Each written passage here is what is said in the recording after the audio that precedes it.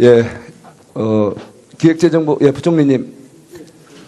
제가 그 자료 요구를 했는데 자료가 잘 안 오고 있어요. 이번 예산 편성하는데 고생 많으셨는데요. 네. 예산 편성하면서 부처별 세출 구조 조정 하셨죠? 예, 했습니다. 예, 그 리스트를 좀 달라고 그랬는데 아직 안 오고 있어요.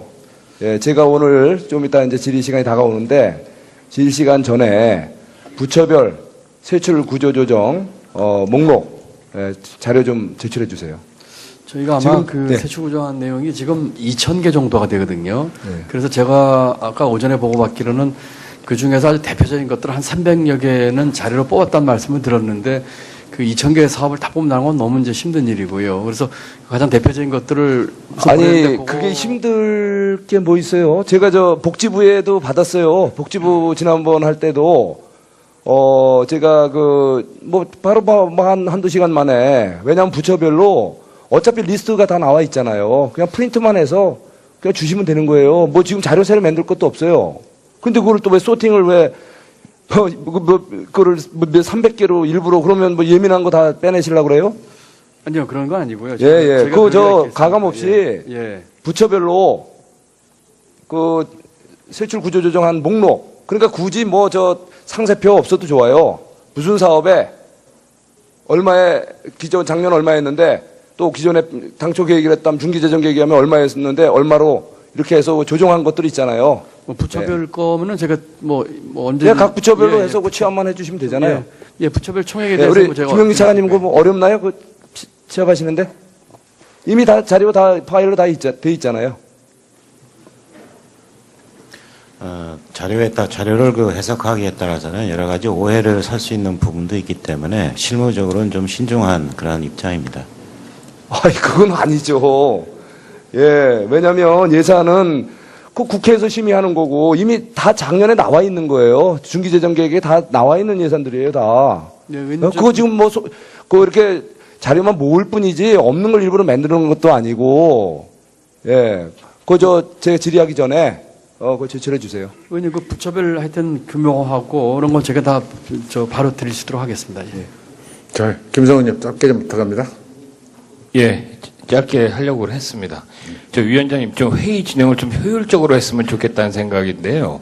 저희가 2시에 정시에 시작을 했지 않습니까? 네. 지금 뭐 국무위원님들도 뭐 고생하고 계시는데 좀 저는 적절한 좀 정해가 좀 있었으면 좋겠습니다. 3시간 10분이나 지나는데 정해 없이 이렇게 하는 것보다.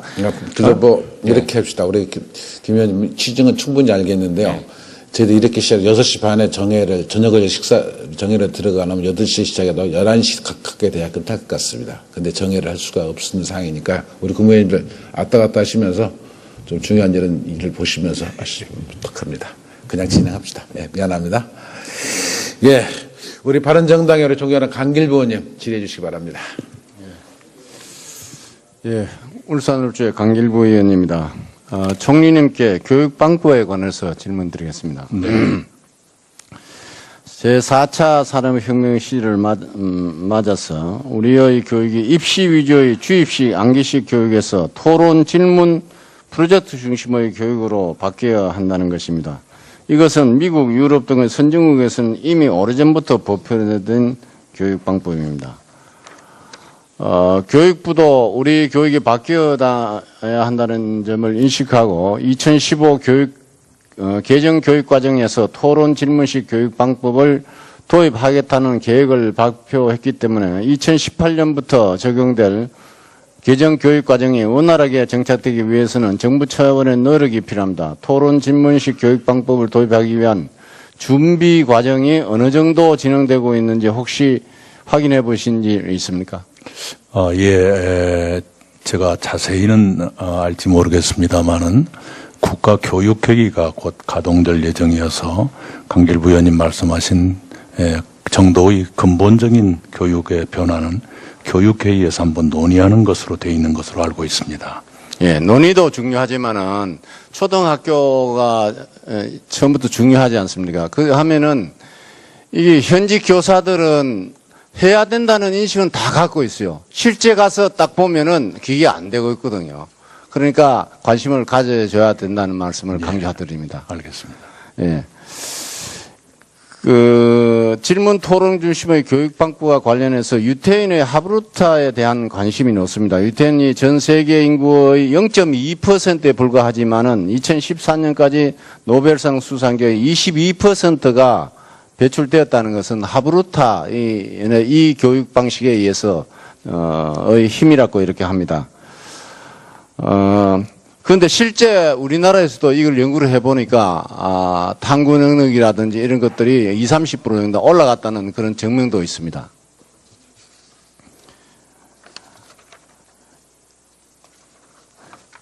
그런데 이제 토론 질문 교육 방법이 창의성을 높이는 효과적인 것으로 판명되었다면은 초등학교부터 토론 질문 중심으로 교육 방법이 도입되고 점차 중고등학교로 이렇게 확대되는 것이 맞다고 봅니다. 이를 위해서 현직 교사들의 전문성을 높이고 공정한 평가 방법 체계를 만드는 것이 시급한 과제다. 저는 이렇게 생각합니다. 그래서 이것이 잘 실천이 안 되니까 정부가 나서서 직접 수업에서 사용할 수 있는 누구나 보면은 알 수 있는 이런 표준안을 만들어야 된다고 저는 주장하고 싶습니다. 그래서 이거를 만들어 가지고 실제 편안하게 교사들이 언제든지 습관적으로 할 수 있는 이런 토대가 돼야 된다. 이런 얘기입니다. 제가 경남교육청에 감사를 갔을 때, 스웨덴에서 교육정책 실무를 담당했던 황선준 경남교육정보연구원장을 책에서 제가 봐서 그 사람을 한 2시간 직접 만나서 얘기를 해 봤더니, 그분이 참 여러 가지 중요한 얘기를 많이 했는데 자기도 나이가 들어서 스웨덴에 가서 박사학위까지 하면서 너무 많이 고생을 했다. 외우는 것만 했는데 실제 해보니 질문하는 방법으로 하니까 잘 안 되더라 이겁니다. 그런데 그 사람이 하는 얘기가 있습니다. 꼭 필요한 3가지. 질문을 할 때 왜, 어린애 때는 다 왜라고 부모님들 다 묻지 않습니까? 그거를 어떤 모험심이라 할까 이런 것이 자동적으로 나오는데 학교 가서부터 이제 이게 안 된다는 겁니다. 오히려. 이게 더 잠재력을 키워줘야 되는데. 그리고 그 다음에 무엇이 문제인가? 그 다음에 나는 어떻게 생각하는가? 요 3가지를 확실히 인식이 돼야 공교육도 지절로 될 수 있다 이겁니다. 학생이 주도 학습이 될 수 있고 교사가 학생에 대해서 관심을 가지니까 모든 것이 다 파악이 가능하다는 그런 차원입니다. 그래서 요것을 하기 위해서 2015년 한국교육평가원에서도 이 보고서가 나왔던데 현장 교사 및 예비교사 대상 토론 협력 학습에 대한 워크숍 형태의 실습 위주 연수가 이루어져야 한다는 이런 제안이 있었고, 당연히 지도 자료 및 매뉴얼이 만들어져야 된다. 제가 말씀드린 대로 이렇게 되어 있습니다. 실제 근데 이게 이행이 안 된다는 겁니다. 그러니까 총리께서 한번 확인을 해달라는 것을 꼭 부탁드리겠습니다. 예, 강 의원님 말씀대로 그렇게 바뀌려면 선생님들이 그런 준비가 돼야 할 것이고 교육 재료도 또한 그렇게 돼야 할 것이고 특히 평가 방법 있지 않습니까? 그렇습니다. 토론을 점수를 어떻게 매길 것인지 이게 과연 학부모들이 승복하실까? 승복할 만한 평가 방법이 무엇일까? 준비가 굉장히 방대할 것 같은 생각은 드네요. 제가 관심을 갖겠습니다. 현재 같은 암기식 교육 가지고는 우리 국가의 도약에 제약이 된다는 건 저도 공감하고 있습니다. 예. 그래, 아까 평가 방식도 얘기가 있었는데, 한국은 기말고사나 수능시험과 같은 결과 중심의 시험이 아닌 과정 중심의 수행평가를 하고, 평소 교사가 내주는 작문이나 논문 작성 실력이 성적에 비중 있게 이게 반영이 되고, 또 학생들의 학력 평가에 대한 절대적인 권한이 교사에게 있고, 학부모들도 이를 존중하고, 이게 학부모도 학교에 가서 네 뭐 질문했느냐 이렇게 인사가 될 수 있도록 돼야 된다 이런 얘기입니다. 그 다음에는 총님 지난 한글날 때 경축사에서 한글은 인류의 뛰어난 발명품이고 값진 보물이라고 이렇게 말씀을 하신 것 같은데 기억나십니까? 네. 그런데 이 한글에 대해서는 과학적으로 가장 세계 우수하다는 건 다 말은 하고 그러는데 실제 우리나라 사람에게 어떻게 해서 과학적이냐 하면 이 대답을 못 해요. 예. 그게 문제입니다. 그래서 그리고 4차 산업혁명에서 요구하는 것은 과학적인 지식 아닙니까, 이제 추격형에서 선도형으로 나가려고 하면 이게 필요한데 이게 제대로 훈민정음이 과학적인데 과학적이라는 생각을 못하고 있기 때문에 강조하는 말씀드립니다. 한글 또 조선시대 한글 만들기는 만들었는데 그 중에서 현재 사용하지 않는 것이 4개나 된다는 겁니다. 근데 장제할 때는 28개 했잖아요. 그런데 그것도 최근 100년 전에 독립신문에는 쓰여지고 있어요. 그런데 이게 1933년도에 조선의학회에서 한글 맞춤법 통일안이 나왔고 현재 한글 맞춤법 통일안은 맞춤법은 1940년대에 훈민정음 해로분이 발견되어 있잖아요. 그러니까 조선의학회가 만든 그거는 한글의 창조 원리를 모르고서 했는 것을 그대로 본다 하다 보니 지금 이런 문제가 생겼습니다.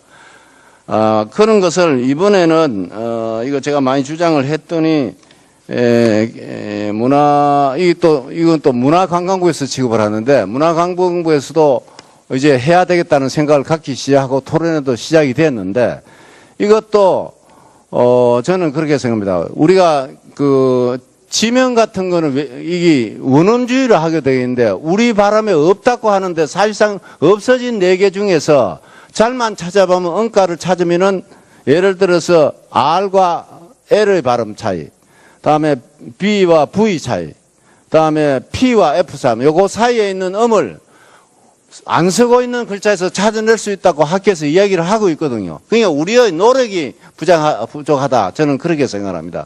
그래서 이 부분에 대해서 좀 더 관심을 가져주는데 최근에 독일의 보온대학의 후배 교수, 이 사람은 우리나라에 와서 5년 이상 있었다 그럽니다. 서울대에서. 그런데 이 사람도 한글처럼 과학적이면서 동시에 철학을 품은 문자는 유일하다고 극찬을 하면서 현재 한글은 갇혀있는 영웅이라고 표현했습니다. 이 사람이. 왜 세종도안은 잘 해놨는데 훈민정음 해례본도 만들었는데 그게 이제까지 1940년 발견됐는데 지금까지 몇 년이 지났습니까? 77년이 지났습니다. 이거를 초등학교 때부터 교육을 안 시킨다는 게 말이 안 되잖아요. 이게. 보물을 왜 창고에 갖다 놓느냐 이죠. 그래서 이 현재 다양한 분야의 전문가들의 외국어와 방언의 문자 표기에 컴퓨터 공학화에 이르기까지 훈민정음 해례본 28자와 제자 원리를 살려서 활용하기 위한 연구가 돼야 된다. 컴퓨터 공학자한테 물어보면 24자 넣으면은 이 컴퓨터가 이게 안 된다는 게 안 돌아간다는 겁니다. 28자를 넣으면은 실패가 없이 다 된다는 겁니다. 그 외국 사람이 그는 또 다른 측면에서 보면은 우리 한글을 말살을 하려고 한 사람이 일본 사람인데 일본 사람에서 맞춤법 통일안 만들어지기 이전에 훈령으로서 하늘 천지냐 천자를 없애버렸습니다. 그거를 우리가 그냥 수용하는 결과 꼴이 돼가 지금 이렇게 되어 있거든요. 그래서 지금까지 못했다 손 치더라도 지금부터 관심을 가지고 총리께서 좀 관심을 가져서 함께 노력하면 이제 부처에서도 그렇게 하고자 하는 의지를 갖고 있기 때문에 꼭 좀 그렇게 부탁드리겠습니다. 네, 그렇게 하겠습니다. 예, 이상입니다. 예, 강길부님 시간까지 아껴주셔서 감사합니다. 예, 이어서 우리 정의당의 비례대표 윤소아 의원님 질문하시겠습니다. 네, 정의당의 윤소아입니다. 총리께 질문드리겠습니다. 세월호 참사는 희생된 우리 아이들, 그리고 지금 거리를 헤매고 있는 유가족들, 국민들, 이들이 안전한 사회를 향한 절절한 이 열망은 우리 모두의 시대적 소명이라고 할 수가 있겠죠? 네. 또한 이 안전한 사회는 나라다운 나라를 이야기하는 문재인 정부의 핵심 화두라고 저는 생각합니다. 동의하십니까? 예. 그래서 소방공무원 등 안전에 관한 공무원 증언은 저는 기본으로 우선 돼야 된다. 물론 청년 일자리 창출도 중요한 역할이지만 또 한편으로는 이러한 시대적 우리 의무를 국가가 책임지는 것이고 또 한편으로는 재정의 측면에 있어서 사회적 비용이 크게 절감된다는 것을 알아야 된다. 이거 정치권에서요, 무조건 비토하면서 정치 공방할 일 아니다는 것을 먼저 말씀드리면서 질의에 들어가겠습니다. 저는 문재인 정부의 국정운영 방향에 대해서는 긍정합니다. 그런데 아니 왜 이렇게 단호하고 좀 과감한 개혁 방향으로 가지 못하고 있습니까? 2018년도 예산안은 문재인 정부 5년간의 국정운영 방향이 반영된 첫 예산이라는 점에서 그 중요성이 더 크다고 저는 보는데, 재원 조달 방안이 미흡하거나 부정하면 당연히 신뢰성이 떨어진다. 정부는 국정과제 5개년 계획을 통해서 178조 공약의 지출 프로그램을 발표했고 연간 35조 6천억에 해당합니다. 그런데 불과 2, 3개월 전 발표한 5개년 계획의 재원 조달 방안을 이렇게 보면 대선 공약과 차이가 너무 큰데요. 아예 다른 문서로 이제 한번 봐보세요. 다른 문서로 볼 수도 있어요. 초과 세수는 원래 공약이 없었습니다. 그런데 5개년 계획에서는 무려 60.5조 원, 전체 예산 30%에 이르는 액수가 된다 이 말입니다. 반면에 세법 개정을 통한 증세, 탈루 세금을 통한 세입 확충은 대폭 더 축소됐어요.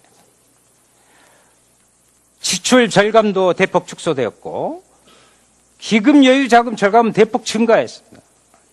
이거 너무 차이가 크지 않습니까? 보시기에 어떻습니까? 예. 저는 좀 이해가 잘 안 돼서요. 예, 그 선거 때의 공약을 국정기획자문위원회에서 다듬고 해서 국정과제로 만들었고요. 그 다음에 예산안을 편성하면서 또 현실을 많이 감안하면서 예산안을 만들었습니다. 좀 건방지게 들리지 않았으면 좋겠습니다만 마치 연애할 때와 결혼할 때가 다른 것처럼 집권하고 난 뒤에 책임감이 더 늘었다. 이렇게 받아들여 주시면 어떻겠습니까? 예, 저는 물론 총리께서 말씀하신 공약과 어느 정도 괴리가 있을 수 있다는 것은 인정합니다. 그러나 이 차이가 너무 크단 말이죠. 이것이 문재인 정부가 체계적인 재정 전략을 가지고 있지 못하다는 이런 반증이 될 수 있다는 점을 살펴주셔야 됩니다. 왜 이런 말씀을 드리냐 하면 사실상 이 증세에 대한 입장이 바뀐 거 아닙니까? 애초 공약에는 증세를 통해 확충할 수 있는 액수가 61조에 달했어요. 그런데 5개년 계획에는요 17조 1천억으로 줄었고 이는 곧 178조 원의 9.6%에 불과한데 이거 어떻게 봐야 됩니까 도대체? 소극적 증세에 대한 비판이 일자 일부 법인세와 소득세 최고세율을 올려서 연간 5조 5천억 총 22조 가량이 전체적으로는 향후사년 보완이 되긴 했습니다만은 이렇게 소극적으로 해가지고 나라다운 나라를 만드는데 저는 제약이 될 것이다. 눈치 좀 안 봤으면 좋겠습니다. 그러니까 일부 야당에서는 증세할 생각도 없으면서 재정을 다 써버리냐 나라 망하게 생겼네 이런 이야기가 나오게 되는 거 아닙니까? 복지국가로 나가기 위해서는 안정적 재정 확충 방안이 필수적이다. 공평 과세와 복지 증세 필요하다. 보는데 총리 어떻게 생각하세요? 네, 부분적인 세수 증가는 불가피하다고 봤고요. 그러나 그것도 여러 가지 부작용을 감안하고 또 기업들이나 이런 사람들이 얼마나 감내할 수 있을 것인가 하는 것도 고려해야 되기 때문에 이번에 내놓은 소득세 최고세율 42%, 법인세 최고세율 25% 이 정도 선으로 저희들은 결정을 했습니다. 그리고 좀 의견을 한번 묻고 싶습니다. 재정, 특히 복지 이야기하면서 좋습니다. 포퓰리즘이라는 단어까지는 정치적으로 용인할 수 있습니다. 퍼주기라는 부분에 대해서 어떻게 생각합니까? 국민들에 대한 저는 모멸감을 안겨주는 정치적 수사라고 생각하는데 총리 견해는 어떠십니까? 네, 그 용어 하나하나에 대해서 제가 논평한다는 것은 필요치 않을 것 같고요. 그러나 여러 가지 지표로 나타나는 우리 국민들의 현실 또 소득 구조나 경제 구조의 왜곡 현상을 시정하지 않고 그대로 둔다는 것은 정부의 무책임이라고 생각을 합니다. 그런 것은 최선을 다해서 시정해 가야 하고 그것을 위해서 필요한 재원은 확보해야 한다고 봅니다. 그중에서 정부로서는 필요한 최소한도의 증세안을 국회에 제출했다. 퍼주기라는 단어는 적절치 않다 하는 것이 제 생각이니까요. 거기에 굳이 뭐 답변하지 마십시오. 그러면. 좋습니다. 그러면 초과 세수에 대해서 질의할게요. 국가재정법 제90조 초과 세수가 발생하면 당해년 또 국채상환에 우선 사용할 수 있다 명시되어 있습니다. 초과 세수 발생 앞으로 발생분을 국가재정법에 따라 국채상환에 우선 사용할 것을 검토하신 적 혹시 있으십니까? 당연히 검토는 했죠. 그러나 현재 상황에서 그보다 더 급한 일이 많다고 봤고요. 그것이 이번에 예산안에 제안되어 있는 여러 가지 지출 내역으로 반영되어 있습니다. 그리고 국채상환에 먼저 쓰라는 건 재정의 건전성을 높이라는 뜻일 텐데 현재의 건전성은 우려할 수준이 결코 아니다라고 저희들은 생각을 했습니다. 국가 채무가 GDP 40% 선으로 관리되고 있고 또 예산의 적자도 1.6% 선으로 관리되고 있다면 이 정도는 건전한 편이다. 그리고 OECD 얘기를 자꾸 하면 우리 의원님한테 또 야단 맞을 것 같은데요. OECD 여러 나라하고는 비교도 안 될 만큼 건전한 편이다. 이 말씀을 드립니다. 의원님 그 부분은 제가 좀 답변을 드리죠. 아니 제가요 드리는 말씀의 요지는 또 하나 있습니다. 가닥을 명확히 해야 됩니다. 이거 공약 이행을 위한 재정 사용할지 국채상환에 사용할지 그거 해야 되고요. 이거 정부가 일방적으로 결정할 문제는 아니죠. 국회에서 논의해야 되는 거 아닙니까? 네, 기왕에 경제부총리께서 말씀하시던지요. 그렇게 해주세요. 예, 그 부분은 이제 법률 규정에도 있기 때문에 법률 규정에 따르겠고 또 저희가 의사결정할 거고요. 일단 앞에 질문에서 저희가 지난번 추경 부대 의견으로 우리 얘기를 해서 그 5천억 그 국채 상환은 부대 의견을 주셨기 때문에 제가 상환을 하기로 의사결정을 했고요. 나머지 지금 금년도 국채 순 발행이 저희가 한 28구 정도 됩니다. 네. 지금까지 발행을 하고 아직 발행 안 한 부분이 있어서 지금 초과 세수 부분을 그 국채 발행을 좀 덜 할지를 포함한 것들을 아까 의원님 질의하신 그런 취지 플러스 법규에 따라서 앞으로 좀 검토하도록 하겠습니다. 예, 초과 세수와 관련 한 가지만 더 짚읍시다. 화면 한번 봐보세요. 연도별 국세 수입 전망이에요. 적어도 현재 제시한 국세 수입 전망보다 초과 세수가 더 발생한다면 국채 상환에 우선 사용해야 될 것입니다. 총리께 말씀드립니다. 그래야 재정 건전성 갖고 자꾸 이런 이야기 안 나오니까요. 안정적인 부분을 위해서 그렇게 해야 된다 이렇게 생각합니다. 예, 말씀의 뜻을 잘 알겠습니다. 네. 부총리께 질의하겠습니다. 지난 10월 16일 문재인 대통령이 주재한 시도지사 간담회에서 자치분권 로드맵이 발표된 적 있죠? 그렇습니다. 이에 따라 강력한 재정분권을 추진할 예정이죠. 그렇습니다. 현재 8대2인 국세와 지방세 비중을 7대3, 6대4로 전환하는데 핵심 골자인데 구체적으로 지방소비세 및 지방소득세 비중 확대 등이 제시됐습니다. 또 지방교부세율 상향. 맞습니까? 네네. 네. 정부가 제출한 중기 국가재정 운영계획에 따르면 2021년에 관리재정수지 적자는요 44점, GDP 2.1%. 정부가 확장적 재정정책을 펴면서 그러면서도 재정수지를 감당할 수준에서 관리한다면 내놓은 재정 전망치인데 그런데 기재부가 본위원에게 제출한 자료에 의하면 정부가 국회에 제출한 국가재정운용계획에는 대선 공약과 국정운영 5개년 계획에 담긴 국세의 지방세 전환이 반영되어 있지 않다고 이렇게 나와 있는데 어떻게 된 거죠? 지금 아까 말씀하신 그 지방재정분권 관련해서는 여러 가지 취지나 이런 거는 대통령께서도 언급하실 것처럼 연방제 수준 또 국세와 지방세 비율을 아까 의원님 말씀 그런 방향으로 가는 대강의 이제 틀은 제가 다 같이 갖고 있는 생각이고요. 다만 그 방법에 있어서는 이제 그 정부 내에서 좀 치열한 고민과 토론이 필요한 부분입니다. 예를 들어서 말씀하신 것처럼 지방 소비세나 소득세 인상, 또 교부세율이나 그 교부금률, 지방 교부금률을 올리는 문제가 이제 그 일각에서 있고요. 저희 재정당국에서는 그런 부분도 좋은 의견이지만은 이 틀 자체를 유지한 채 율을 올리는 것으로 과연 그 지방 재정 분권이 잘 될 수 있겠냐는 측면에서 또 조금 다른 견해도 갖고 있어서 말씀하신 취지에 맞는 방향으로는 가되 그 어떤 것이 이 근본적인 예. 방법일지 그것을 좀 고민하고 있다는 말씀을 좀 드립니다. 신중하게 지금 고민하고 계시다. 그렇습니다. 예. 화면 한번 보십시다. 그 5개년 계획에 재정분권의 담당 주체는 기재부와 행정안전부로 나와 있습니다. 기재부가 제출한 국가재정운영계획 문서에도 지방재정분권 추진 방향으로 국세와 지방세 비중의 7대3 구조 실현을 명시하고 있습니다. 그런데 실제 재정운영계획에는 이와 관련된 수치를 포함하지 않았단 말입니다. 부총리께서는 정부의 총조세는 국세와 지방세로 구성되기에 즉 세금의 지방세 전환은 국세 축소를 의미한다고 보는데 동의하십니까? 그래서 장관께서도 이 앞전에 뭐 제로섬 관계라고 하신 것 같은데. 다시 한번 짧게 죄송합니다. 제가 말씀드릴게요. 지방 재정 개편을 위해서 국세에서 지방세로 전환되는 지금 규모가 얼마나 될까요? 그것을 대신하시죠. 지금 그 8대2에서 지금 현 정부 내에서 7대3 정도로 가고 장기적으로는 6대4까지 가자고 하는 게 이제 큰 방향이고요.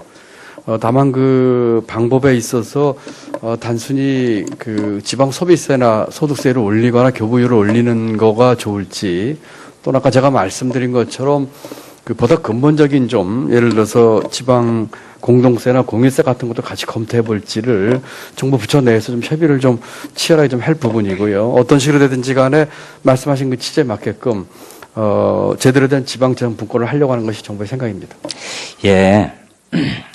만약 임기 중에 국세와 지방세 비중을 7대3으로 개편한다면 2021년에 국세에서 지방세로 전환되는 세금은 약 26조. 여기에 지방 교부세율까지 상향하면 대략 30조에 달하는 것을 추정할 수 있습니다. 이를 반영해서 국가재정운영계획을 다시 작성하면 2021년 중앙정부 관리 재정 수지 적자는요 70조 원으로 늘어요.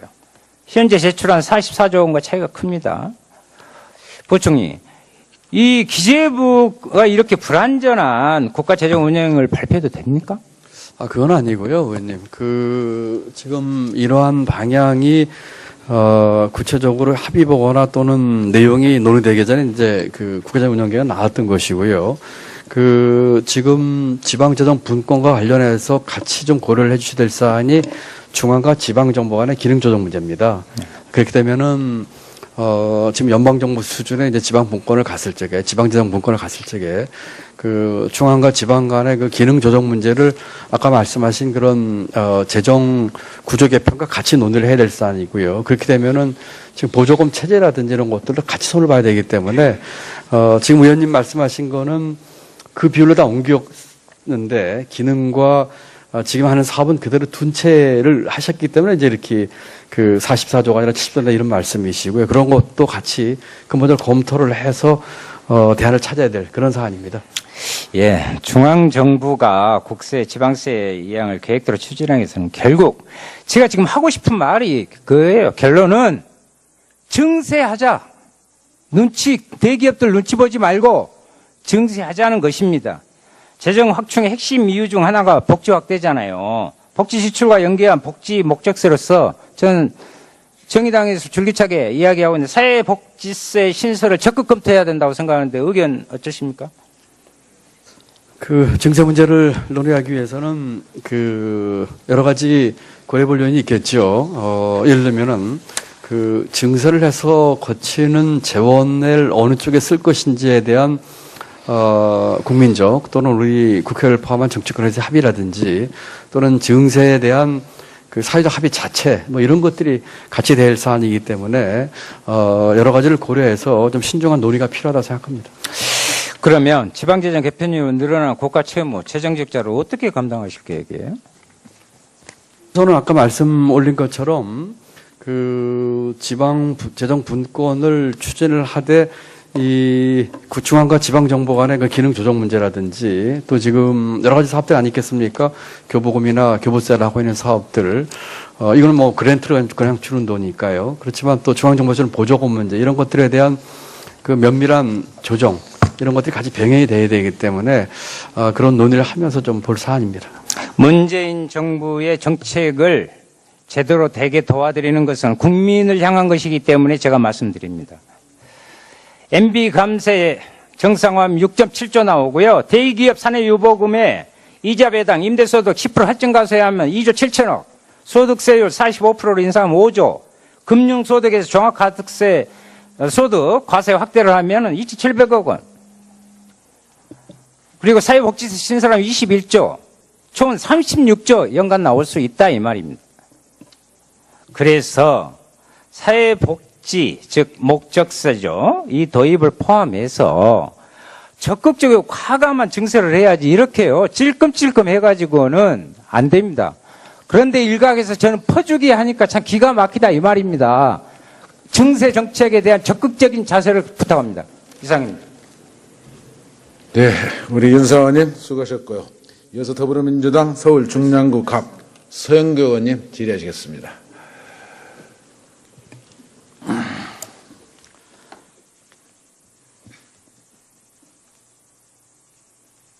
화면 띄울 동안 잠깐만 기다려 주십시오.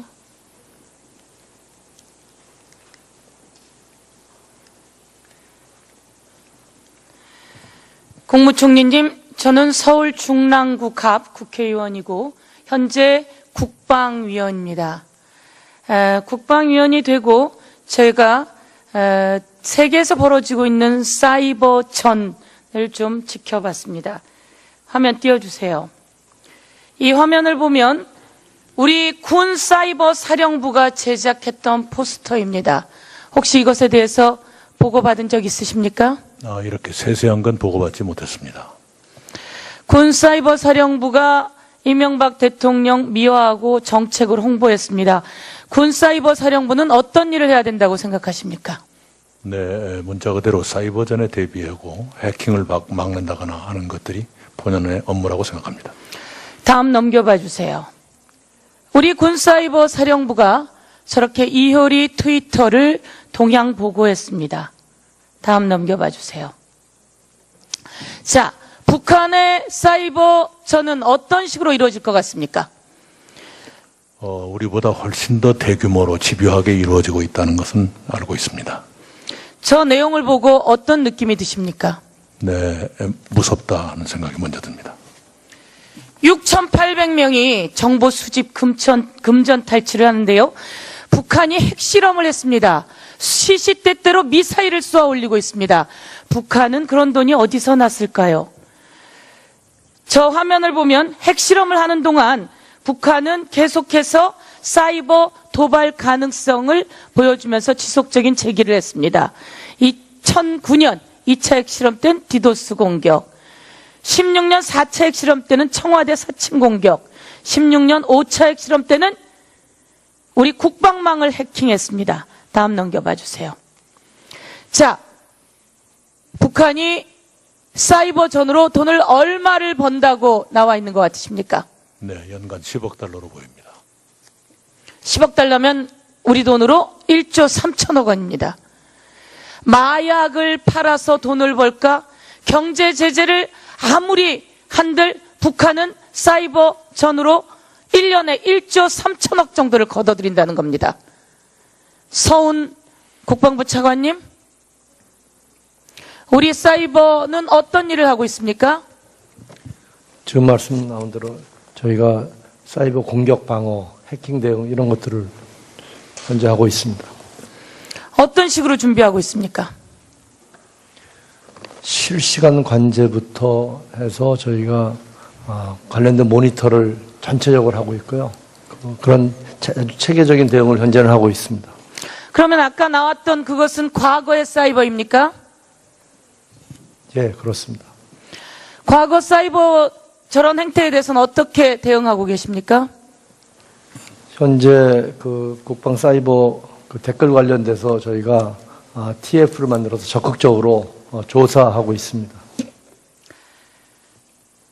우리는 국방부 사이버는 과거에 저런 일을 했습니다. 지금 적폐는 완전히 드러내야 합니다. 저 상태를 그대로 두어야 하겠습니까? 보복이라고 하겠습니까? 대한민국의 생존이 달려 있습니다. 국민은 군인이 엄청난 돈으로 그것을 나라를 지키고 있는 줄 알았더니 북한의 사이버는 연간 1조 3천억 원이라고 합니다. 1조 1,300억 원. 세계의 금융기관 100여 개가 틀렸다는 겁니다. 이런 상황에서 우리가 사이버, 군사이버, 국정원에 힘을 기울여야 합니다. 그런데 우리 국정원은 뭐 했습니까? 들어봐 주십시오.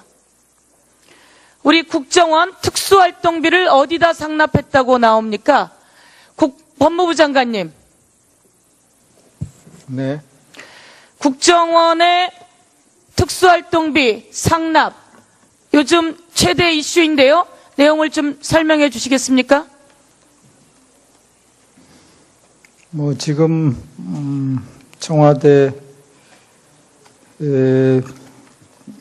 갖다 준 걸로 그렇게 나와 있는데 구체적인 내용은 지금 수사 중에 있습니다. 북한이 이렇게 하고 있는 동안 우리 국정원은 특수활동비를 청와대에 갖다 줬습니다. 청와대에서 가지고 오라고 했다는 겁니다. 오늘 예산 관련해서 질의를 하는 날입니다. 우리 예산이 나라를 지키는 데 쓰였는 줄 알았고 대북 정보활동을 하는 데 쓰였는 줄 알았더니 서민의 세금 꽃감 빼먹듯이 쏙쏙쏙 거위가 자신의 깃털이 뽑히는지 모르게 그 깃털을 뽑으라고 청와대가 외치는 그 순간 청와대는 국정원 돈을 상납받고 진박을 가리고 있었고 그리고 군사이버 사령부는 이효리 트위터 동향을 보고하고 있었습니다. 이런 상태로 유일하게 분단 국가인 그리고 30세 초반에 김정은이 세계를 드러났다 하는 이 순간 우리는 보복이니 뭐니 할 여유가 없다 생각하는데 총리께서는 어떻게 생각하십니까? 네, 저런 통탄할 일을 바로잡지 않고는 국가 안보도 미래 발전도 기약하기 어렵다고 생각합니다. 자, 국정원 같은 경우에는 지난 10년 동안 예산이 약 5조 원이었습니다. 5조 원이면 대한민국의 청년들의 일자리가 얼마나 많이 늘어납니까?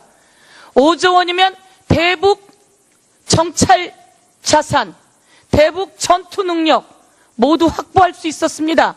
그런데 이 예산들은 다 어디로 갔는지 확실하게 밝혀야 된다고 생각합니다. 법무부 장관님, 그 부분을 확실하게 해주셨으면 좋겠습니다. 말씀해 보십시오. 뭐 그 수사의 단서가 있다면은 검찰에서 법과 원칙에 따라서 수사할 거라고 생각합니다. 경제부총리께 질문하겠습니다. 경제부총리께서 오늘 예산 설명을 하셨습니다. 상당히 많이 상황이 좋아졌습니다. 청년들의 일자리 준비도 많이 했고요. 그리고 노인 일자리 준비 그리고 또 아동 수당까지 만들어 놓았습니다. 자, 이 과정에서 서민 증세 더 늘리는 것이 있습니까? 없습니다. 서민 증세 안 늘리고 어떻게 이게 가능하죠? 지금 저희가 갖고 있는 여러 가지 재원 추계라든지 또 일부 세제 개편을 통한 일부 증세와 또 저희 조세감면 혜택에 대한 여러 가지 구조조정 이런 걸 통해서 가능합니다. 그렇습니다. 서민 증세가 어디에서 있나 살펴봤습니다. 그랬더니 서민의 등을 치는 상황은 없습니다. 그런 채로 그동안 대한민국 국민에게 받은 세금을 다시 국민에게 돌려드리고 국민에게 일자리도 만들어주고 출산율 높이게 아동 수당도 만들어내고 이제 아이 나오면 한 달에 얼마씩 받을 수 있습니까? 지금 아동 수당은 지금 한 달에 10만 원씩 줍니다. 예. 작년, 재작년, 재재작년 내내 아이를 어린이집에 보내려고 했더니 나라에서 돈을 대니 지자체가 돈을 내라. 정부가 싸우는 통에 부모들이 화들짝 놀란 날이 한두 번이 아니었습니다. 이번에는 그런 일이 있습니까? 없습니까? 네, 이번엔 그런 일 없을 것입니다. 왜 없지요? 정부에서 지원을 합니다. 정부에서 누리 예산은 국고에서 완전히 지원하기로 했다. 아까 그렇게 말씀하시던데 이제 엄마들 어린이집 보내면서 발 동동 안 굴러도 되겠습니까? 네, 누리과정은 중앙정부에서 지원합니다. 예, 노동부 장관님. 아무리 애를 낳으라 해도 잘 안 낳는 게 걱정이다라고 이야기를 하는데 대기업의 출산율, 대기업에 다니는 여성들의 출산율, 공기관에 다니는 여성들의 출산율과 맞벌이 영세 업을 하는 사람들의 출산율을 한번 비교하면 어떻게 비교될 수 있다고 생각하십니까? 예, 상대적으로 우리나라 대기업 300인 이상은 직장 어린이집이 의무 사업장으로 되어 있습니다. 그렇기 때문에 대기업, 공기업, 그리고 금융기관은 상대적으로 이 중소기업이라든가 저소득 노동자들에 비해서 출산율, 결혼 또 여러 가지 부분에서 굉장히 높게 이렇게 나와 있습니다. 예, 그러면 영세 맞벌이 부부도 아이를 낳고 대기업에 다니는 사람처럼 어린이집에 아이를 맡기고 편하게 회사 다니려면 영세 자영업자들을 위한 아이를 낳으라고 어린이집도 마련하는 것이 그것에 비추면 필요하겠네요. 예, 그래서 지금 정부에서 저소득 노동자들을 위한 맞벌이를 위한 지역 거점형 직장 어린이집을 지금 정부 부처 간에 협의하고 있다는 것을 말씀드리겠습니다. 그 직장 어린이집이 지역에 설치가 된다 그러면 저소득 근로자 노동자들의 출산율도 높아질 거고 또 결혼율도 높아질 거라는 이런 통계가 있습니다. 그러나 현재는 지금 지역에 아이를 맡길 수 있는 그런 시설이 없기 때문에 아이를 맡길 수 있는 거점형 직장 어린이집이 필요하다고 이렇게 볼 수 있습니다. 더불어서 한 가지 더 질의하겠습니다. 최저임금제 때문에 영세 자영업자들이 간이 문드러지고 있습니다. 영세 자영업자들을 위해서 이번 예산으로 월 13만 원 정도 최저임금을 채울 때 보조해 주기로 했다는데 그에 대해서 설명 좀 해봐 주십시오. 예. 지금 저희가 소득 양극화가 굉장히 심각합니다. 그리고 우리나라 영세 업자들이 내년에 최저임금이 올라가면은 부담하기가 굉장히 어려운 부분이 있습니다. 그래서 저희가 이번 내년도 예산안에 일자리 지원 정책으로 3조를 편성해 놔 있습니다. 그래서 그 부분을 소상공인과 영세 중소기업 직접 지원하는 방안을 지금 정부에서 만들었습니다. 예, 경제부총리님. 저렇게 지원금이 많은데 영세 자영업자들의 가슴을 쓸어내리는 대책을 만들어 놨는데 그래도 서민 증세 없는 거 확실합니까? 네, 이번에 세제 개편은 포함되어 있지 않습니다. 그러면 SOC 예산이 줄어서 이런 부분이 확보된 건가요? SOC 예산 줄은 것만 가지고 설명할 수는 없고요. 여러 가지 저희 세입 측면에서의 조금 종합적인 기여도 있었고 또 SOC를 포함한 세출 구조조정을 저희가 11조 5천억을 한 것들 이런 것들이 같이 종합적으로 작용을 했고 그중에 SOC에서 상당 부분 구조조정에 같이 참여한 것도 큰 원인 중에 하나입니다. 4대강 SOC 예산이죠? 네. 4대강 한다고 30조 부었던 것 그것 정리하고 나니 4대강으로 환경만 망가지고 그리고 특혜만 주어졌고 강만 몸살이 났습니다. 그 예산이 서민 경제로 돌아와 다행이다 이렇게 말씀드리겠습니다. 총리님. 네. 총리님께서는 아주 겸손한 자세로 말씀하셔서 저희들이 고맙다라는 생각이 들었습니다. 총리님께서는 이번 예산에서 서민 증세를 하지 않고 예산을 만든 것에 대해서 다시 한번 설명을 좀 해봐 주시죠. 우리 서민들은 자꾸만 상대적 빈곤과 저소득의 나락으로 떨어지고 있습니다. 거기다가 세금을 더 내십시오라고 할 수 없는 상황입니다. 그래서 그러나 서민들을 돕고 일자리를 만들 돈이 필요하기 때문에 1년에 3억 이상 버는 고소득자들께 3억에서 5억까지는 38%에서 40%로, 5억이 넘는 분은 40%에서 42%로 그 소득세율 최고세율을 올렸고요.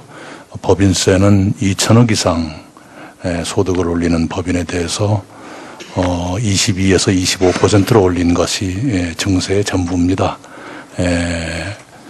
그래서 서민이나 중산층에게는 세금 부담이 늘어나는 일은 없을 것이고요. 그 다음에 건보의 보장성 강화를 이번에 의욕적으로 하고 있습니다만 그 보험료도 2.04% 인상에 그치도록 저희가 세심하게 배려했다, 이 말씀은 드릴 수 있겠습니다. 예, 서민 증세하지 않고 유리지갑 털지 않고 그리고 서민들에게 다시 일자리를 이렇게 많이 만들어주고, 그렇지만 우리가 경제 성장 추계를 약간 낙관적으로 하고 있지 않은가라고 하는 예산처의 평가가 있었습니다. 그렇지 않은가도 확실히 살펴보셔야 된다고 생각하는데요. 네, 그러나 이미 현실로 3, 4분기 경제 성장률이 전기 대비 1.4% 성장이었기 때문에 올해 3% 돌파는 무난해 보이고요. 그런 점에서 우리의 잠재 역량을 너무 과소평가하지 말았으면 좋겠다. 물론 정부가 이런 사업들을 차질 없이 펼쳐나가려면 우리가 기대했던 경제 성장률을 내년에 달성해야 된다는 게 대전제가 됩니다. 그걸 위해서 당연히 정부도 노력을 해야 되겠죠. 예, 감사합니다. 감사원장님, 국방위기 때문에 하나 질문하겠는데요. 수리온 헬기는 왜 우리 국방력으로 만들어서 빨리 운영이 돼야 되는데 운영되지 않는데 감사원이 있다라고 하는 이야기라던데 한번 해명해 주시겠습니까? 예, 저희들이 그 수련 헬기와 관련해서 지금 문제를 저희들이 삼고 있는 것은 안정성에 문제가 있는 것으로 보고 있습니다. 그것이 그 체계 결빙, 그러니까 기체에 얼음이 연다는 이야기입니다. 얼음이 여는 경우에는 경우에 따라서는 추락을 동반할 수 있는 그런 위험성을 안고 있습니다. 우리나라 환경에서는 이 습도가 많은 이런 겨울 지역에 대체로 그것이 문제가 될 수 있는 것은 11월부터 다음에 3월 정도 한 4개월 정도가 지역에 따라 다릅니다만은 문제가 될 수가 있습니다. 그래서 이 체계 결빙에 대해서는 방사청에서 여러 차례에 걸쳐서 이것을 완수하도록 기회를 줬습니다만은 지금까지 3회에 걸쳐서, 그러니까 12년도에 수련 헬기가 개발돼서 지금 5년이 흘렀습니다. 그럼에도 불구하고 아직도 그 체계 결빙이 해결되지 않고 있고, 그래서 방사청 자체에서도 내년 6월까지 해결을 하도록 저렇게 말미를 준 상태입니다. 물론 세관에서는 감사원이 본래 헬기라고 하는 또는 새로운 우리 후진 기술로 가지고 개발해서 나가는 경우에 서서히 고쳐가면서 이렇게 가는 것이 맞지 않냐는 이야기를 많이 하고 있습니다. 뭐 그런 측면도 우리가 생각할 수 있습니다만은 지금 벌써 5년이 흘렀고 이것은 경우에 따라서 조종사들의 생명을 당보하는 가장 방산규격, 국방규격에서 이야기하는 치명규격에 해당됩니다. 따라서 지금 우리가 전력화 문제라든지 수출 문제라든지 여러 가지 문제에서 이런 문제를 제기할 수 있지만 지금은 사람에 따라서는 준전시라고 이야기도 하지만 일단은 전시는 아닌 이런 상황에서는 우리가 안전성을 확보하고 가는 것이 그것이 전력화에도 도움이 되고 또 수출에 지대한 영향이 있어서 감사원의 지적이 잘못된 거 아니냐는 지적에 대해서도 저희들이 볼 때는 이런 인정을 받지 못한 경우에는 수출 자체가 안 될 것으로 보입니다. 물론 몇 군데 계약을 했다고 그러지만 저희들이 파악할 때는 그것이 논의 단계에 있는 것이지 이게 계약이 된 것이 감사원의 감사 결과 때문에 깨졌다든지 이렇게 보여지지는 않습니다. 요약해서 말씀드리면 저희들은 명품을 만들기 위해서라도 이제는 그런 문제를 해결해야 될 때가 된 것이 아니냐, 이런 것이 저희들 감사원의 뭐 여러 가지 논의가 많이 있습니다만은 저희들이 갖고 있는 결론입니다. 저희 국방위원들이 현장을 다녀왔습니다. 결빙 문제 해결됐다고 들었으니 나라의 수리원 헬기 관련해서 제대로 다시 한번 살펴보고 자주 국방을 위해서 해야 될 게 무엇인지 검토하길 요청드립니다. 행자부 장관님, 예, 나라가 어렵습니다. 혹시를 대비해서 유사시를 대비해서 전시를 대비해서 국민들은 어떤 대피를 해야 되는지 지난번에도 질문 드렸고요. 방공호, 방호소가 좀 더 필요하지 않는가 국민 안전 차원에서 이렇게 질문 드리고 싶은데 이에 대한 의견을 말씀해 주시고 대안도 좀 말씀해 주십시오.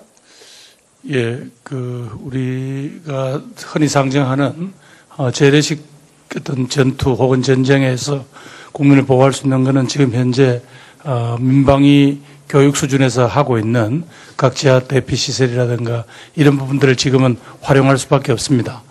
그런데 이제 지난번에 북한의 핵실험 등으로 이야기된 소위 핵을 피할 수 있는 방공호 문제는 뭐 저희들도 쭉 검토를 해봤습니다만 워낙 엄청난 재원이 소요되기 때문에 쉽게 의견을 내기가 참 어렵습니다.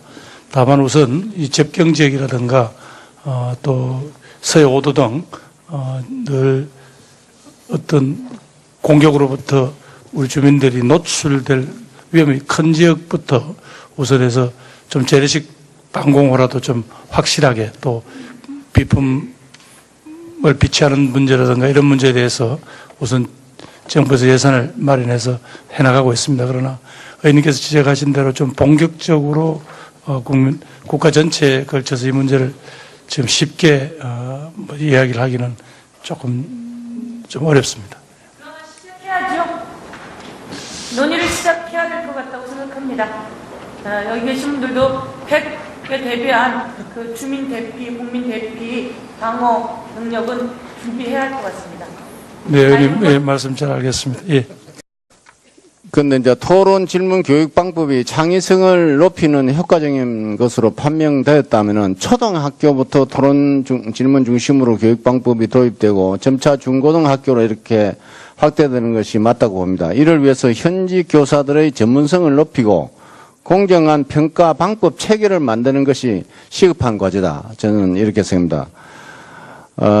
그래서 이것이 잘 실천이 안 되니까 정부가 나서서 직접 수업에서 사용할 수 있는 누구나 보면은 알 수 있는 이런 표준안을 만들어야 된다고 저는 주장하고 싶습니다. 그래서 이거를 만들어 가지고 실제 편안하게 교사들이 언제든지 습관적으로 할 수 있는 이런 토대가 돼야 된다. 이런 얘기입니다. 제가 경남교육청에 감사를 갔을 때, 스웨덴에서 교육정책 실무를 담당했던 황선준 경남교육정보연구원장을 책에서 제가 봐서 그 사람을 한 2시간 직접 만나서 얘기를 해 봤더니, 그분이 참 여러 가지 중요한 얘기를 많이 했는데, 자기도 나이가 들어서 스웨덴에 가서 박사학위까지 하면서 너무 많이 고생을 했다. 외우는 것만 했는데 실제 해보니 질문하는 방법으로 하니까 잘 안 되더라 이겁니다. 근데 그 사람이 하는 얘기가 있습니다. 꼭 필요한 3가지. 질문을 할 때 왜, 어린애 때는 다 왜라고 부모님들 다 묻지 않습니까? 그거를, 어떤 모험심이라 할까, 이런 것이 자동적으로 나오는데, 학교 가서부터 이제 이게 안 된다는 겁니다. 오히려. 이게 더 잠재력을 키워줘야 되는데. 그리고 그 다음에 무엇이 문제인가? 그 다음에 나는 어떻게 생각하는가? 요 3가지를 확실히 인식이 돼야 공교육도 지절로 될 수 있다 이겁니다. 학생이 주도 학습이 될 수 있고 교사가 학생에 대해서 관심을 가지니까 모든 것이 다 파악이 가능하다는 그런 차원입니다. 그래서 요것을 하기 위해서 2015년 한국교육평가원에서도 이 보고서가 나왔던데 현장 교사 및 예비교사 대상 토론 협력 학습에 대한 워크숍 형태의 실습 위주 연수가 이루어져야 한다는 이런 제안이 있었고, 당연히 지도 자료 및 매뉴얼이 만들어져야 된다. 제가 말씀드린 대로 이렇게 되어 있습니다. 실제 근데 이게 이행이 안 된다는 겁니다. 그러니까 총리께서 한번 확인을 해달라는 것을 꼭 부탁드리겠습니다. 예, 강 의원님 말씀대로 그렇게 바뀌려면 선생님들이 그런 준비가 돼야 할 것이고 교육 재료도 또한 그렇게 돼야 할 것이고 특히 평가 방법 있지 않습니까? 그렇습니다. 토론을 점수를 어떻게 매길 것인지 이게 과연 학부모들이 승복하실까? 승복할 만한 평가 방법이 무엇일까? 준비가 굉장히 방대할 것 같은 생각은 드네요. 제가 관심을 갖겠습니다. 현재 같은 암기식 교육 가지고는 우리 국가의 도약에 제약이 된다는 건 저도 공감하고 있습니다. 예. 그래, 아까 평가 방식도 얘기가 있었는데, 한국은 기말고사나 수능시험과 같은 결과 중심의 시험이 아닌 과정 중심의 수행평가를 하고, 평소 교사가 내주는 작문이나 논문 작성 실력이 성적에 비중 있게 이게 반영이 되고, 또 학생들의 학력 평가에 대한 절대적인 권한이 교사에게 있고, 학부모들도 이를 존중하고, 이게 학부모도 학교에 가서 네 뭐 질문했느냐, 이렇게 인사가 될 수 있도록 돼야 된다, 이런 얘기입니다. 그 다음에는 총님, 지난 한글날 때 경축사에서 한글은 인류의 뛰어난 발명품이고 값진 보물이라고 이렇게 말씀을 하신 것 같은데 기억나십니까? 네. 그런데 이 한글에 대해서는 과학적으로 가장 세계 우수하다는 건 다 말은 하고 그런데 실제 우리나라 사람에게 어떻게 해서 과학적이냐 하면 이 대답을 못 해요. 예. 그게 문제입니다. 그리고 4차 산업혁명에서 요구하는 것은 과학적인 지식 아닙니까, 이제 추격형에서 선도형으로 나가려고 하면 이게 필요한데, 이게 제대로 훈민정음이 과학적인데 과학적이라는 생각을 못하고 있기 때문에 강조하는 말씀드립니다. 한글 또 조선시대 한글 만들기는 만들었는데 그 중에서 현재 사용하지 않는 것이 4개나 된다는 겁니다. 근데 장제할 때는 28개 했잖아요. 그런데 그것도 최근 100년 전에 독립신문에는 쓰여지고 있어요. 그런데 이게 1933년도에 조선의학회에서 한글 맞춤법 통일안이 나왔고 현재 한글 맞춤법 통일안은 맞춤법은 1940년대에 훈민정음 해로분이 발견돼 있잖아요. 그러니까 조선의학회가 만든 그거는 한글의 창조 원리를 모르고서 했는 것을 그대로 본다 하다 보니 지금 이런 문제가 생겼습니다. 그런 것을 이번에는 이거 제가 많이 주장을 했더니 이건 또 문화관광부에서 취급을 하는데 문화관광부에서도 이제 해야 되겠다는 생각을 갖기 시작하고 토론회도 시작이 됐는데 이것도 저는 그렇게 생각합니다. 우리가 지명 같은 거는 이게 원음주의를 하게 되겠는데 우리 바람에 없다고 하는데 사실상 없어진 4개 중에서 잘만 찾아보면 언가를 찾으면은 예를 들어서 R과 L의 발음 차이, 다음에 B와 V 차이, 다음에 P와 F 차이, 요거 사이에 있는 음을 안 쓰고 있는 글자에서 찾아낼 수 있다고 학교에서 이야기를 하고 있거든요. 그러니까 우리의 노력이 부족하다. 저는 그렇게 생각합니다. 그래서 이 부분에 대해서 좀 더 관심을 가져주는데 최근에 독일의 보온대학의 후배 교수, 이 사람은 우리나라에 와서 5년 이상 있었다 그럽니다. 서울대에서. 그런데 이 사람도 한글처럼 과학적이면서 동시에 철학을 품은 문자는 유일하다고 극찬을 하면서 현재 한글은 갇혀있는 영웅이라고 표현했습니다. 이 사람이. 왜 세종도안은 잘 해놨는데 훈민정음 해례본을 만들었는데 그게 이제까지 1940년 발견됐는데 지금까지 몇 년이 지났습니까? 77년이 지났습니다. 이거를 초등학교 때부터 교육을 안 시킨다는 게 말이 안 되잖아요. 이게. 보물을 왜 창고에 갖다 놓느냐 이죠.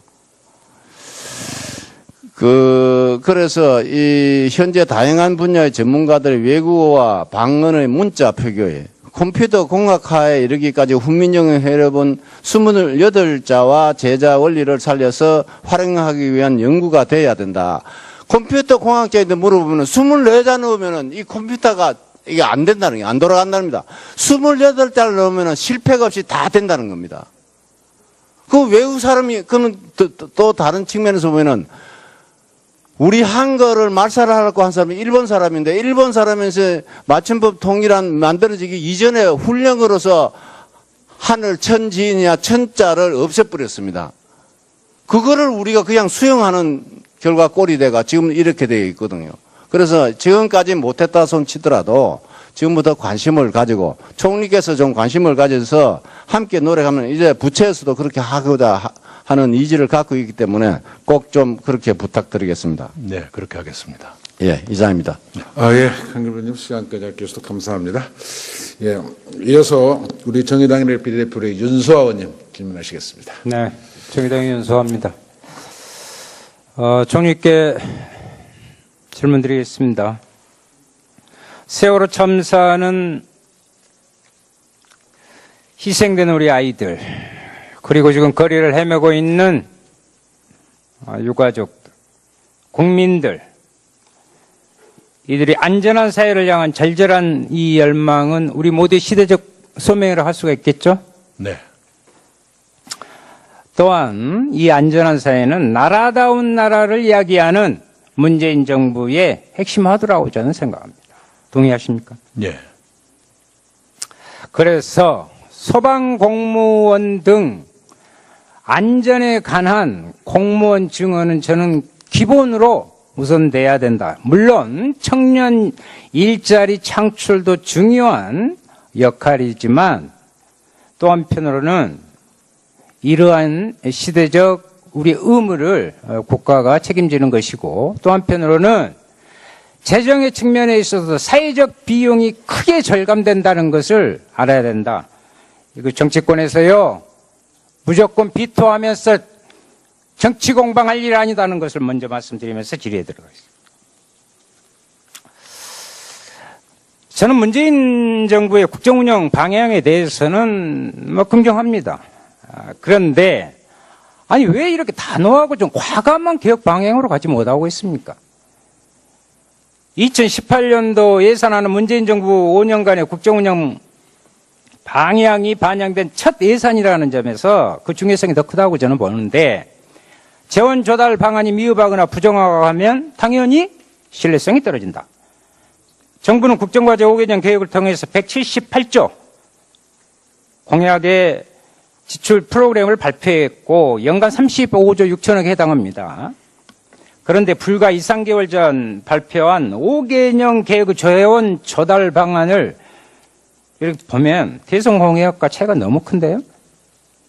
아예 다른 문서로 이제 한번 봐보세요. 다른 문서로 볼 수도 있어요. 초과 세수는 원래 공약이 없었습니다. 그런데 5개년 계획에서는 무려 60.5조 원, 전체 예산 30%에 이르는 액수가 된다 이 말입니다. 반면에 세법 개정을 통한 증세, 탈루 세금을 통한 세입 확충은 대폭 더 축소됐어요.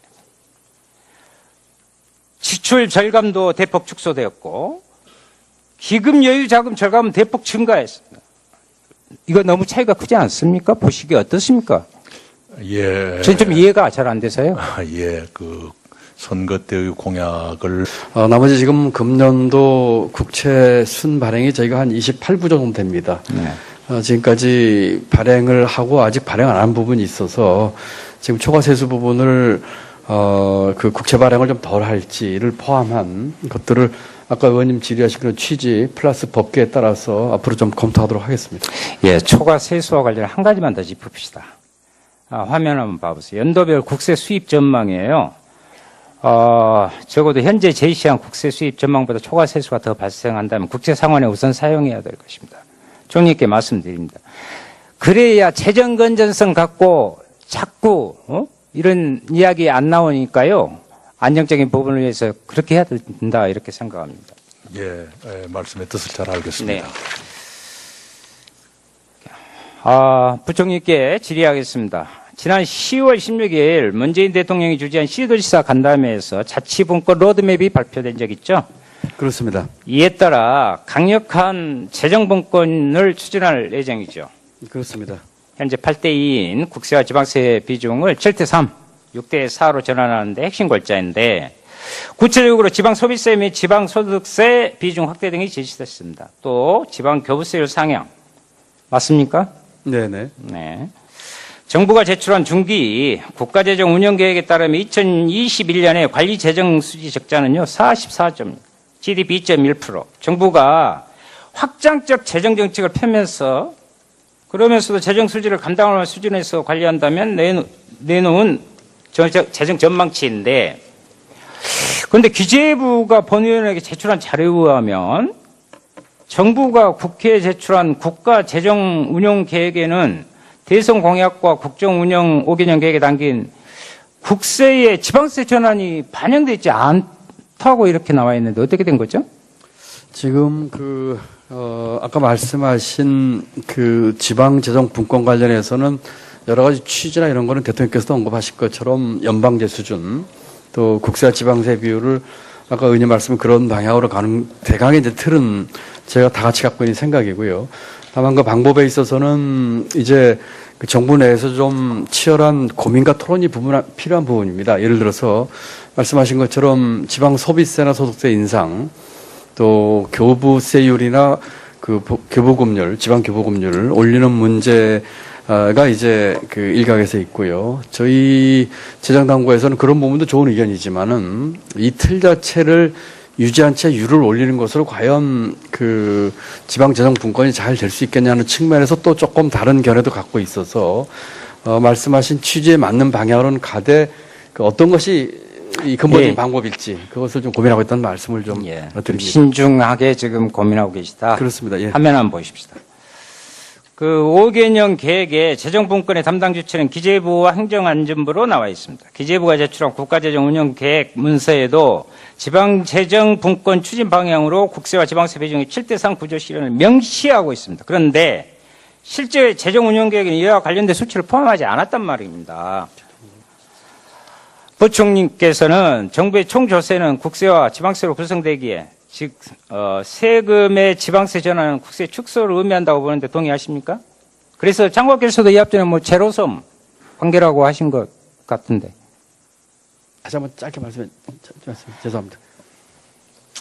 제가 말씀드릴게요. 지방 재정 개편을 위해서 국세에서 지방세로 전환되는 지금 규모가 얼마나 될까요? 그것을 대신하시죠. 지금 그 8대2에서 지금 현 정부 내에서 7대3 정도로 가고 장기적으로는 6대4까지 가자고 하는 게 이제 큰 방향이고요. 다만 그 방법에 있어서 단순히 그 지방 소비세나 소득세를 올리거나 교부율을 올리는 거가 좋을지, 또는 아까 제가 말씀드린 것처럼 그 보다 근본적인 좀 예를 들어서 지방 공동세나 공유세 같은 것도 같이 검토해 볼지를 정부 부처 내에서 좀 협의를 좀 치열하게 좀 할 부분이고요. 어떤 식으로 되든지 간에 말씀하신 그 취지에 맞게끔 제대로 된 지방재정 분권을 하려고 하는 것이 정부의 생각입니다. 예. 만약 임기 중에 국세와 지방세 비중을 7대3으로 개편한다면 2021년에 국세에서 지방세로 전환되는 세금은 약 26조. 여기에 지방 교부세율까지 상향하면 대략 30조에 달하는 것을 추정할 수 있습니다. 이를 반영해서 국가재정운영계획을 다시 작성하면 2021년 중앙정부 관리재정수지 적자는요 70조 원으로 늘어요. 현재 제출한 44조 원과 차이가 큽니다. 부총리, 이 기재부가 이렇게 불완전한 국가재정운영을 발표해도 됩니까? 그건 아니고요, 의원님. 지금 이러한 방향이, 구체적으로 합의 보거나 또는 내용이 논의되기 전에 이제 국가재정 운영계획가 나왔던 것이고요. 지금 지방재정 분권과 관련해서 같이 좀 고려를 해 주셔야 될 사안이 중앙과 지방정부 간의 기능조정 문제입니다. 그렇게 되면은, 지금 국정기획자문위원회에서 다듬고 해서 국정과제로 만들었고요. 그 다음에 예산안을 편성하면서 또 현실을 많이 감안하면서 예산안을 만들었습니다. 좀 건방지게 들리지 않았으면 좋겠습니다만 마치 연애할 때와 결혼할 때가 다른 것처럼 집권하고 난 뒤에 책임감이 더 늘었다. 이렇게 받아들여 주시면 어떻겠습니까? 예, 저는 물론 총리께서 말씀하신 공약과 어느 정도 괴리가 있을 수 있다는 것은 인정합니다. 그러나 이 차이가 너무 크단 말이죠. 이것이 문재인 정부가 체계적인 재정 전략을 가지고 있지 못하다는 이런 반증이 될 수 있다는 점을 살펴주셔야 됩니다. 왜 이런 말씀을 드리냐 하면 사실상 이 증세에 대한 입장이 바뀐 거 아닙니까?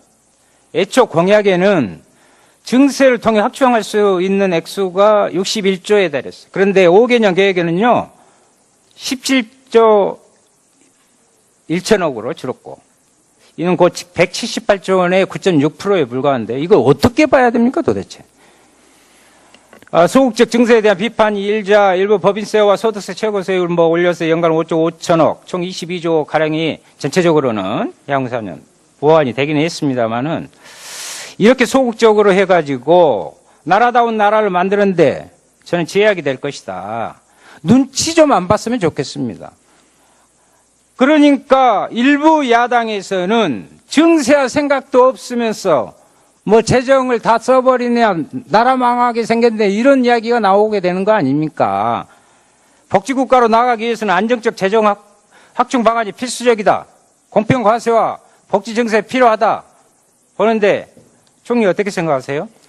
네, 부분적인 세수 증가는 불가피하다고 봤고요. 그러나 그것도 여러 가지 부작용을 감안하고 또 기업들이나 이런 사람들이 얼마나 감내할 수 있을 것인가 하는 것도 고려해야 되기 때문에 이번에 내놓은 소득세 최고세율 42%, 법인세 최고세율 25%, 이 정도 선으로 저희들은 결정을 했습니다.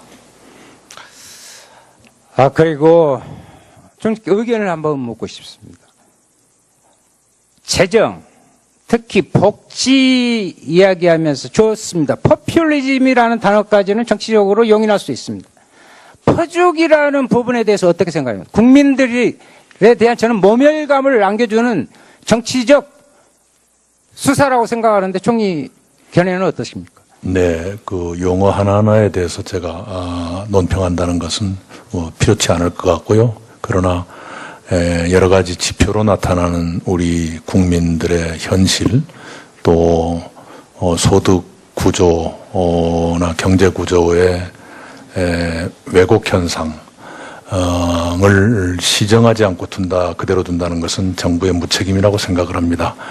그런 것은 최선을 다해서 시정에 가야 하고 그것을 위해서 필요한 재원은 확보해야 한다고 봅니다. 그중에서 정부로서는 필요한 최소한도의 증세안을 국회에 제출했다. 퍼주기라는 단어는 적절치 않다 하는 것이 제 생각이니까요. 거기에 굳이 답변하지 마십시오. 그러면. 좋습니다. 그러면 초과 세수에 대해서 질의할게요. 국가재정법 제90조 초과 세수가 발생하면 당해년 또 국채상환에 우선 사용할 수 있다 명시되어 있습니다.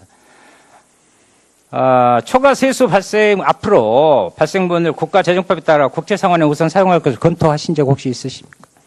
당연히 검토는 했죠. 그러나 현재 상황에서 그보다 더 급한 일이 많다고 봤고요. 그것이 이번에 예산안에 제안되어 있는 여러 가지 지출 내역으로 반영되어 있습니다. 그리고 국채상환에 먼저 쓰라는 건 재정의 건전성을 높이라는 뜻일 텐데 현재의 건전성은 우려할 수준이 결코 아니다라고 저희들은 생각을 했습니다.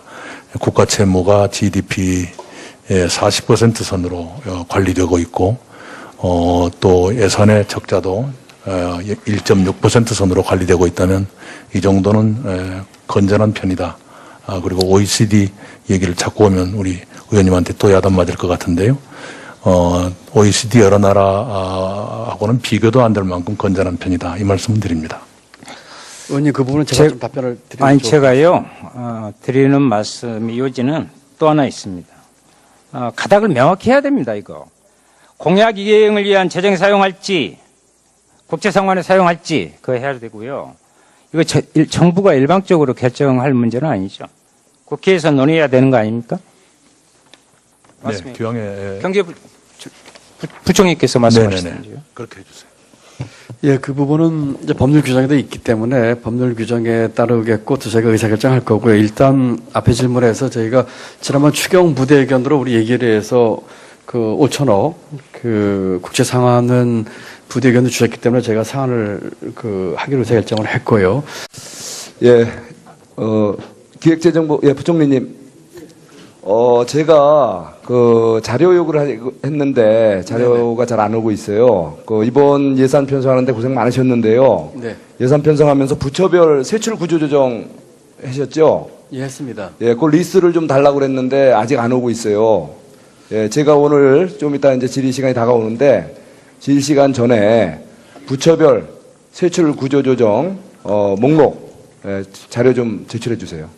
저희가 아마 지금, 그 네. 세출 구조한 내용이 지금 2,000개 정도가 되거든요. 네. 그래서 제가 아까 오전에 보고받기로는 그 중에서 아주 대표적인 것들 한 300여 개는 자료로 뽑았다는 말씀을 들었는데 그 2,000개의 사업을 다 뽑는다는 건 너무 이제 힘든 일이고요. 그래서 가장 대표적인 것들을 아니 그게 힘들 게 뭐 있어요? 제가 저 복지부에도 받았어요. 복지부 지난번 할 때도 제가 그 뭐 바로 한두 시간 만에 왜냐하면 부처별로 어차피 리스트가 다 나와 있잖아요. 그냥 프린트만 해서 그냥 주시면 되는 거예요. 뭐 지금 자료 새로 만들 것도 없어요. 근데 그걸 또 왜 소팅을 왜 그거를 300개로 일부러 그러면 뭐 예민한 거 다 빼내시려고 그래요? 아니요, 그런 건 아니고요. 예.